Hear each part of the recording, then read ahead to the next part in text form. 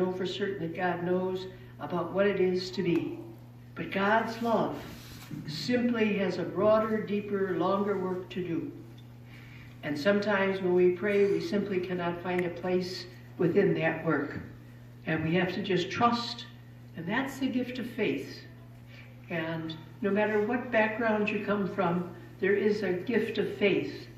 It may be a very simple natural faith, or it may be a baptized faith. Depends on what your history is. And so intercessors sometimes must accept even the most bitter of losses with the awareness that their prayers did not, or sometimes don't seem to have taken on anything. That's a hard mystery of intercession, because sometimes we're not going to live long enough to know how deeply God has worked through, the pain of some people's lives or your own life. It'll only be an eternity when the Lord said, I heard your prayers. Yes, I couldn't relieve those at the time for whatever reason.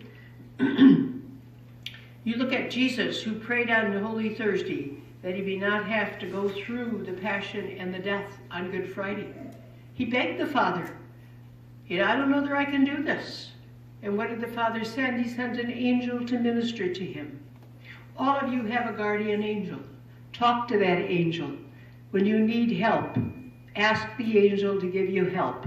I tell you, I work those angels to death. I pray for them all the time. I was going to Mass about 2 weeks ago. We just had a new snowstorm. We had about 6 inches of snow. I got out of the driveway, and I'm going down my little side street. It's curvy, and the window in the car frosted over, and I couldn't get the defroster to work fast enough to clean it, so I let it up in the ditch. So I said, Lord, I guess I'm not going to make it because I can't get out of here. And a lady came along and said, I'll help. And I thought, oh, dear heart, you can't push a big car out of a ditch. Well, she pushed. And finally I said, as I got almost about halfway, I said, Lord, all you angels, where are you? Come in here and push this car out of the ditch. And all of a sudden it went right out. See, we don't trust enough of the power of angels. And they're working here with you all the time. Look at this beautiful home you have and the wonderful people that serve you. Gracious, generous, loving, caring. That's a wonderful, wonderful grace. And look at how you live in safety here. That's a tremendous grace of God who takes care of you because you probably have done so many wonderful, positive, charitable things in your life. And they're probably very small. When you get to heaven, you're going to be very surprised because as you stand before St. Peter and God the Father, our Blessed Mother that you have right in your chapel in that beautiful blue cape is going to be standing there, and she's going to extend her veil out, and all of a sudden she's going to lower it, and you're going to see hundreds of people, and you think, who are these people? I don't know them. And yet they'll start stepping forward and say, Mary, I'm so-and-so. When I was 10 years old, you helped me across the street. And another person saying, I'm Jean. When my husband and I were having troubles, you ministered to me. You listened to me while I cried because I didn't know what to do. There's going to be all of those people who are going to express their gratitude to you. Doesn't matter how many mistakes you made. God forgives those. He continues to let you know, I'm loving you no matter what. I worked for the State Division of Mental Hygiene.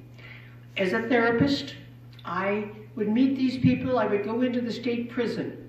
It was the prison for the criminally insane because I worked for the State Department, and so that came under my jurisdiction. So every 3 months, I would go into the prison.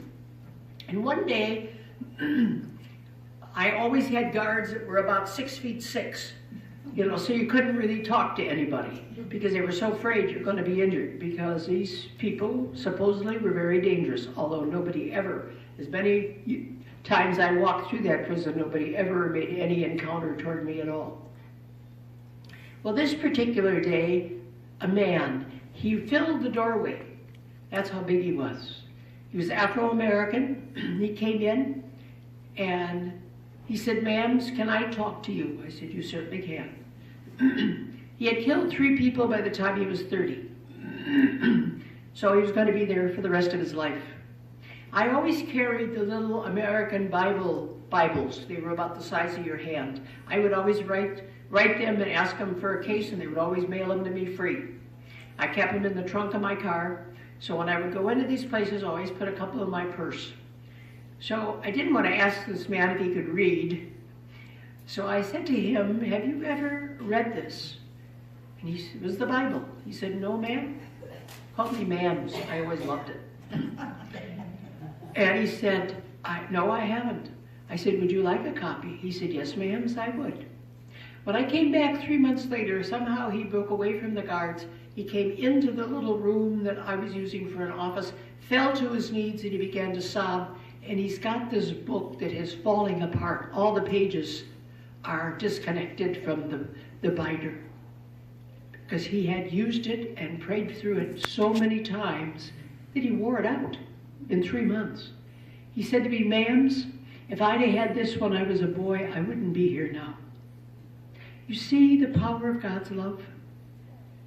So I really prayed for him a lot for many years. I don't know whether he's still alive or not, because that was 40-some years ago.